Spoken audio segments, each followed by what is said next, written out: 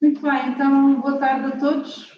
Bem-vindos a esta segunda sessão do nosso ciclo de reflexões, de conferências da Associação de Legistas Católicos. Designámos este ciclo de reflexões Pensar a Constituição à luz da doutrina social da Igreja e desta vez escolhemos 5 temas relevantes do ponto de vista constitucional e naturalmente relevantes para as finalidades da nossa associação: pensar, divulgar a função do direito na sociedade e a importância dos valores que o informam, contribuir através do estudo para o aperfeiçoamento da legislação e a aplicação do direito. E dentro desses 5 temas temos justamente este dos direitos, liberdades e garantias, que constitui o objeto da nossa sessão de hoje. É um tema, eu diria que dos direitos fundamentais, talvez seja a matéria constitucional mais digna, não sei se diga deste modo, porque nela, no fundo, revela-se o princípio que estrutura a ordem jurídica, estrutura a ordem política, e, no fundo, em que fundamenta toda a ação do Estado, a princípio da dignidade da pessoa. E esta concepção dos direitos fundamentais a partir do núcleo da dignidade humana, que lhe confere sentido aos direitos fundamentais, ajuda à sua interpretação e ajuda ao seu desenvolvimento. E se é assim, por um lado, por outro lado, a verdade é que o facto da dignidade da pessoa humana ter os direitos em que ela se traduz, terem este potencial para irradiar para toda a ordem jurídica, por isso também estão constantemente postos em causa e sujeitos a investidas. É evidente que o tema dos direitos fundamentais é tão amplo que nós poderíamos dedicar um ciclo de conferências inteiramente ao tema dos direitos fundamentais e mesmo assim não os esgotaríamos. E, portanto, ficaria com certeza muito por dizer, e por isso pedimos aos nossos convidados que escolhessem temas que tenham atualidade dentro desta área grande dos direitos fundamentais. E a escolha recaiu, a escolha feita pelos nossos oradores, recaiu, por um lado, sobre os direitos fundamentais na era digital, uma área de ponta, no fundo, que equaciona uma nova dimensão de direitos, ou se calhar uma nova realidade que suscita novas questões sobre direitos fundamentais, e, por outro lado, a liberdade de consciência, que é um velho direito, mas que, de facto, está atualmente novamente posto em causa, em nome da imposição de novos direitos ou supostos novos direitos, que aqui vamos tratar de uma dimensão específica associada à liberdade de educação. E agradeço muito aos oradores estarem presentes aqui, e julgo que não seria necessário apresentá-lo, mas de todo modo, Jorge Pereira da Silva, está aqui à minha direita, é professor da Faculdade de Direito da Universidade Católica, ensina e investiga na área do direito constitucional, com foco em particular na área dos direitos fundamentais, e, enfim, vai-nos falar sobre direitos fundamentais na área digital, na qual que é uma área na qual tem desenvolvido investigação ultimamente. O Dr. José Maria Cortes, ele é licenciado em Direito pela Universidade de Lisboa e, nesse momento, exerce como advogado, além de ser assistente convidado no Faculdade de Direito da Universidade de Lisboa. E o interesse nas áreas de que aqui falamos vem de ser também membro da Associação SAL, uma associação sem fins lucrativos que se dedica à defesa da liberdade de educação, da liberdade de expressão e da liberdade religiosa. E passaria agora então aos nossos oradores, começando aqui pelo Sr. Jorge Pereira da Silva, proponho que fale durante 25 minutos, depois o Dr. José Maria e depois abrimos aqui a discussão na sala. Muito bem, muito boa tarde a todos. Queria agradecer, antes de mais, o convite simpático à Inês Quadros, queria cumprimentar o meu colega de painel, José Maria, queria cumprimentar a audiência ilustre, que muito me honra com a sua presença. E digo isto porque o tempo é escasso, iria dizer umas palavras sobre este tema dos direitos fundamentais da era digital. Em 17 de maio de 2021 foi publicada uma lei no Diário da República, a Lei 27 de 2021, chamada Carta Portuguesa de Direitos Humanos da Era Digital. Esta lei causou alguma surpresa, não tinha havido assim grande discussão pública, mas sobretudo causou também uma grande indignação por causa do seu artigo 6, que consagrava um direito que era o direito das pessoas a serem protegidas contra a desinformação. Foi uma espécie de pecado original desta lei, entretanto, esse artigo 6 já foi revogado e acho que já podemos voltar a olhar para ela sem essa mácula. Qual é o percurso para chegar aqui? Bom, o percurso para chegar aqui é um percurso longo, é um percurso de mais de 2 séculos, em que os direitos fundamentais foram evoluindo por gerações. Uma forma comum de apresentar a evolução dos direitos fundamentais é falar de uma primeira geração, que corresponde, no fundo, aos chamados direitos civis, onde está a vida, a integridade física, a propriedade, a liberdade de associação, a liberdade religiosa, a liberdade de aprender e de ensinar. Há depois uma segunda geração, que embora do ponto de vista histórico seja contemporânea da primeira, ela só se vai consolidando enquanto direito fundamental mais longamente, são os direitos políticos, que verdadeiramente só deixam de ser privilégios de classe e passam a ser direitos fundamentais quando o sufrágio se torna universal. Depois, já no século XX, há uma terceira geração, que é a geração dos direitos sociais, ou dos direitos económicos, sociais e culturais, para usar a designação dos pactos internacionais que os consagraram. E aí temos, numa primeira fase, os direitos dos trabalhadores. Estes direitos, no início, são muito marcados, digamos assim, pelo movimento laboral, mas depois, a seguir, à Segunda Guerra Mundial, sobretudo, o direito à educação, o direito à saúde e o direito à segurança social como direitos universais. Portanto, já não direitos dos trabalhadores, mas direitos de cidadania, direitos de todas as pessoas. A evolução não ficou por aqui e, sensivelmente na década de 70 do século passado, surge um novo direito que, em bom rigor, é ele próprio uma geração, que é o direito ao ambiente. Quando ele surgiu, havia dúvidas que outros direitos é que eventualmente se viriam a juntar a este, mas a verdade é que, desde aí até agora, os novos direitos não têm, digamos assim, uma afinidade particular, quer do ponto de vista material, quer do ponto de vista estrutural, com o direito ao ambiente. Por isso é que eu digo que os direitos ambientais são eles próprios uma geração a quarta. Quando falamos de direitos da era digital, estamos a falar, portanto, de uma realidade nova, de direitos emergentes que têm vindo a surgir depois desse período e, sobretudo, no século XXI, quando o universo digital se tem vindo a desenvolver a partir da generalização da internet e das tecnologias associadas. Os direitos da era digital podem, enfim, grosso modo, dividir-se em 3 grandes categorias. Há direitos que são rigorosamente novos, isto é, direitos que nunca tinham sido pensados antes, como acontece, por exemplo, com o direito ao esquecimento.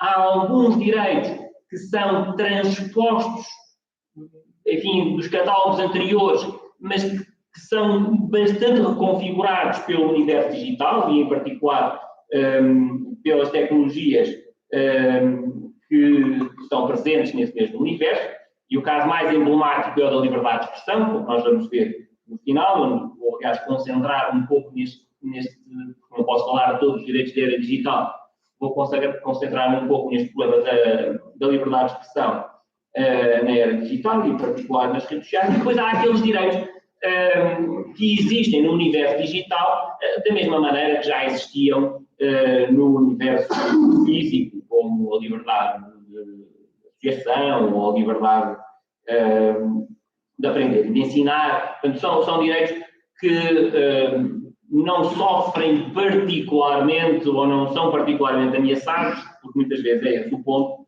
pela transformação digital.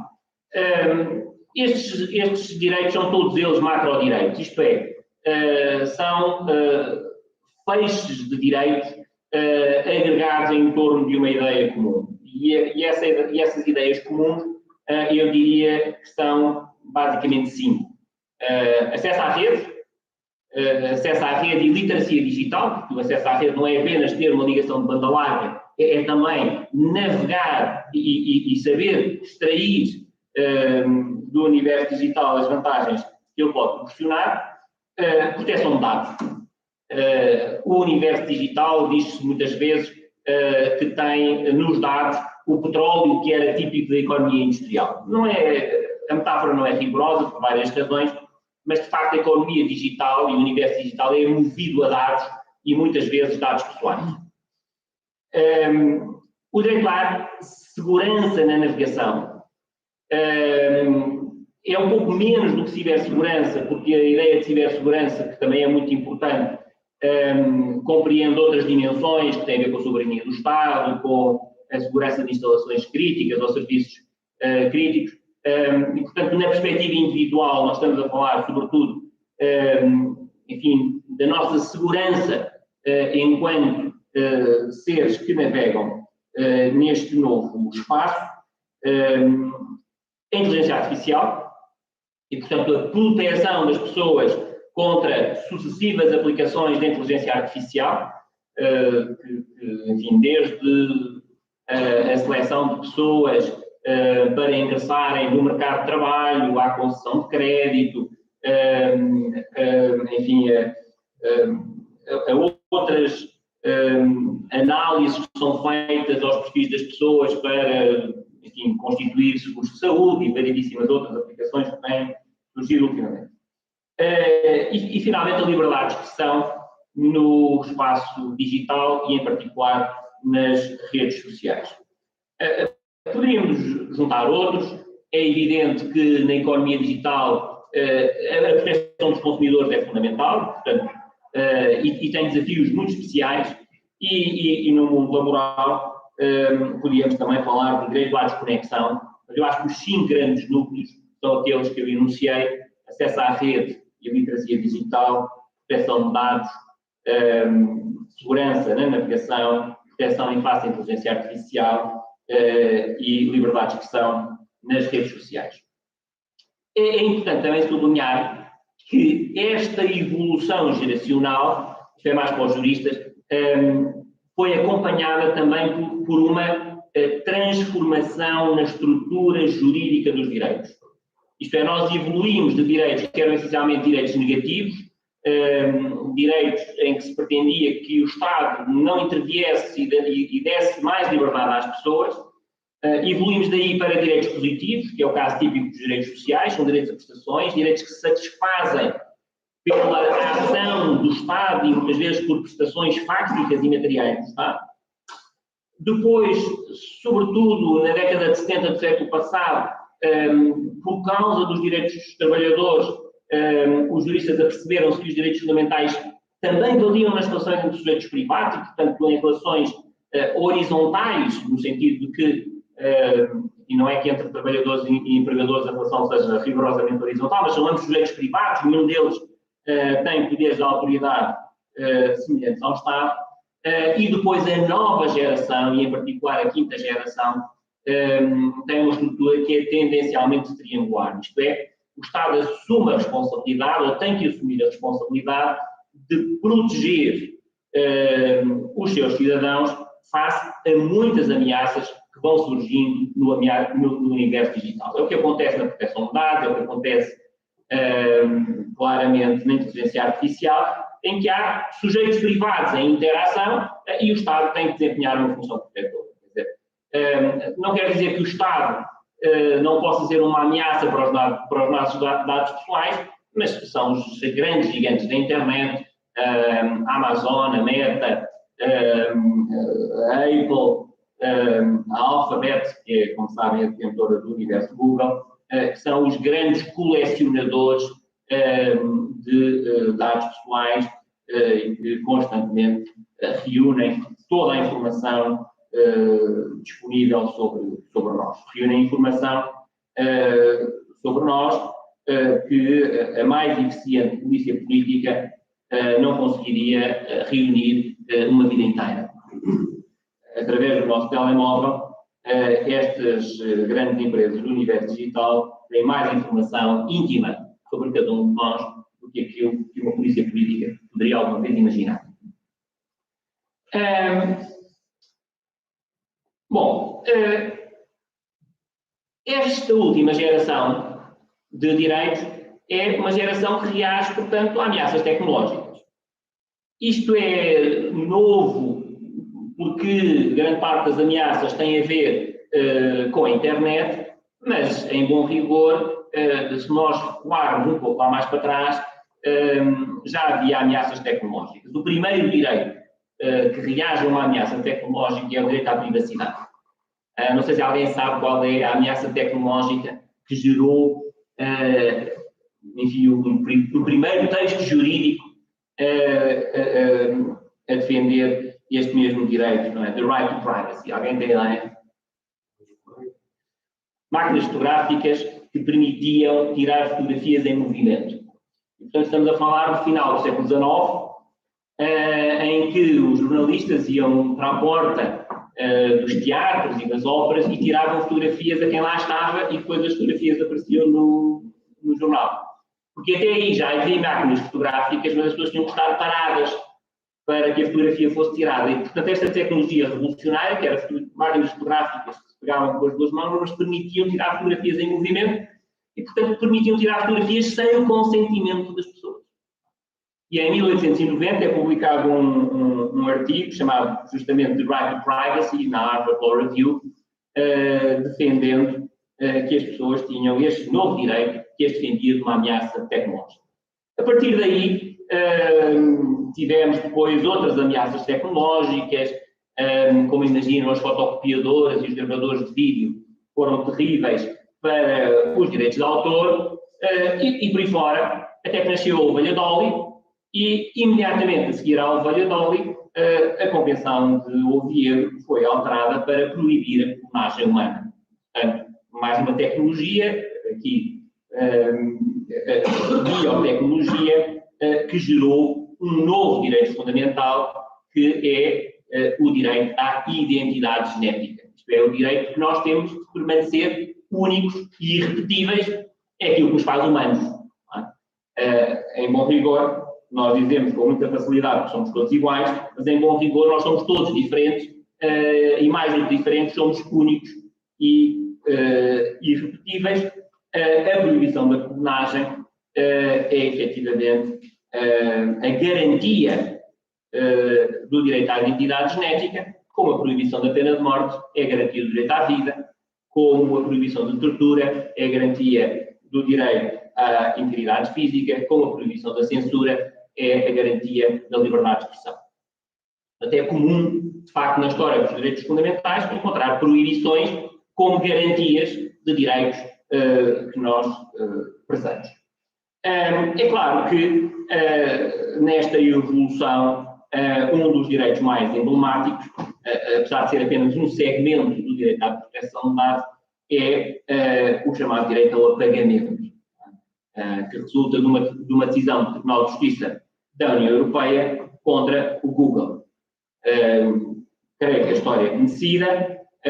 Um cidadão espanhol estava cansado de cada vez que alguém pesquisava no Google pelo nome dele, aparecia a informação relativa a uma sanção que ele tinha sido objeto, e, portanto, o perfil digital dele estava permanentemente associado àquela falta que ele tinha cometido no passado e pela qual ele já tinha cumprido as respectivas sanções que tinham sido aplicadas.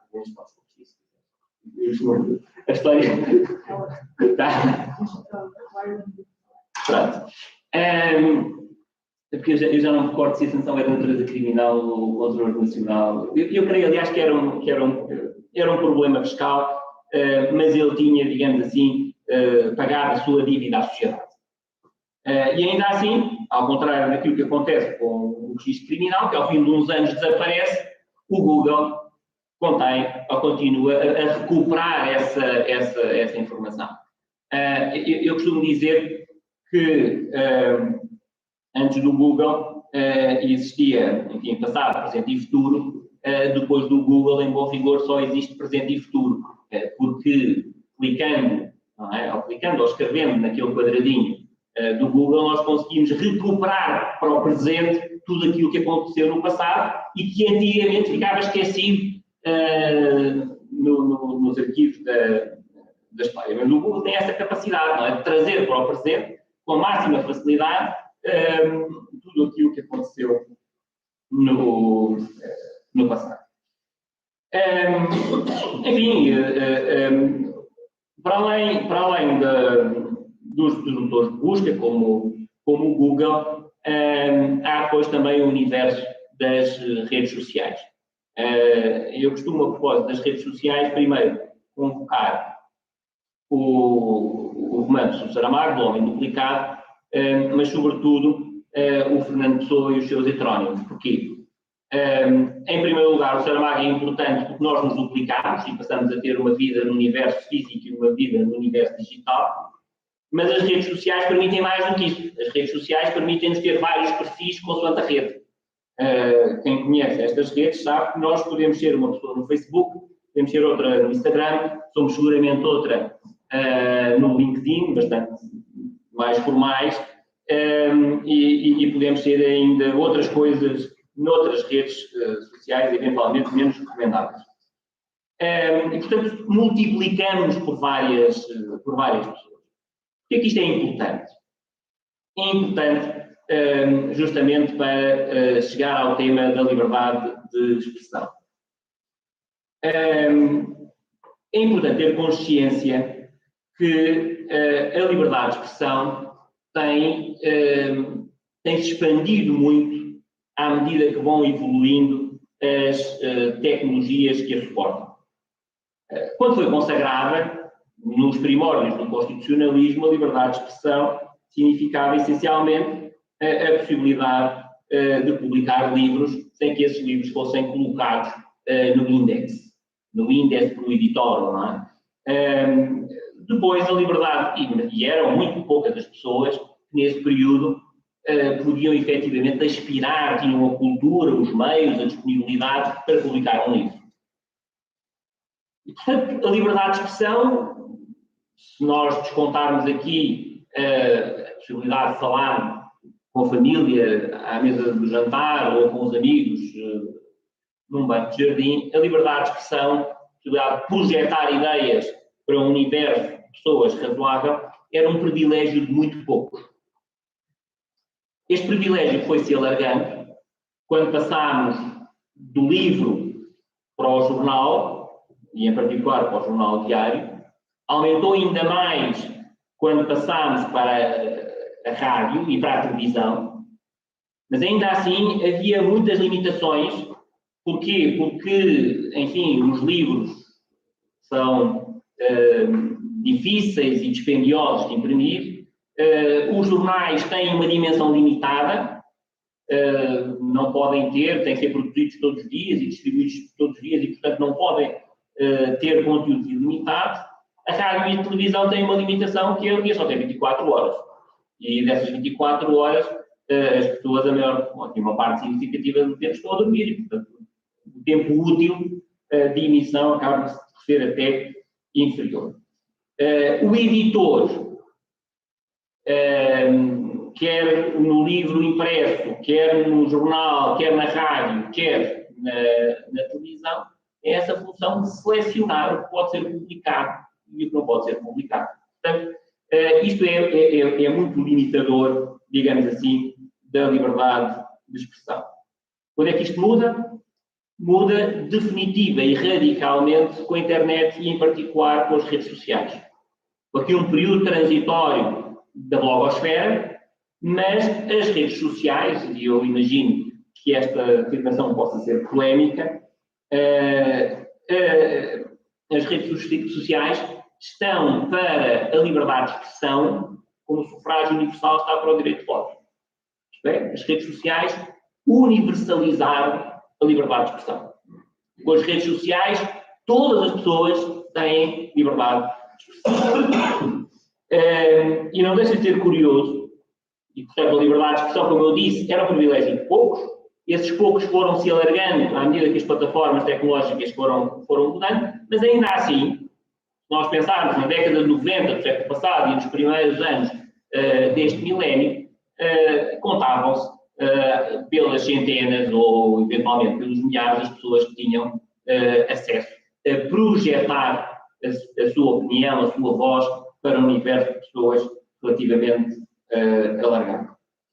Há um exercício que se pode fazer e que é muito simples, que é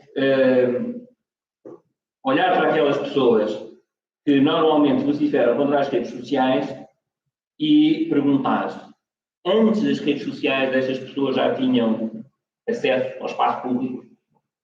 Quase todas tinham. Quase todas tinham. E, portanto, é fácil, estão mais ou menos naquela posição daqueles que, quando o sufrágio deixou de ser censitário e capacitário, se queixavam que agora toda a gente vota. Bom,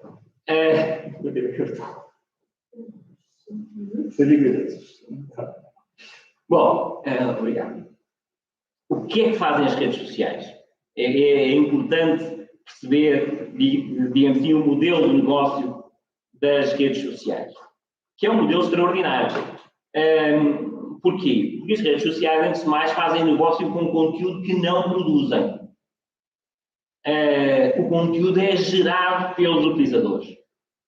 E o espaço é ilimitado. Ao contrário daquilo que acontecia nas outras plataformas, nas redes sociais, o espaço é ilimitado. Cabe sempre mais um post, um vídeo, um comentário, um like, enfim, um GIF, um meme, todas aquelas coisas. O acesso é livre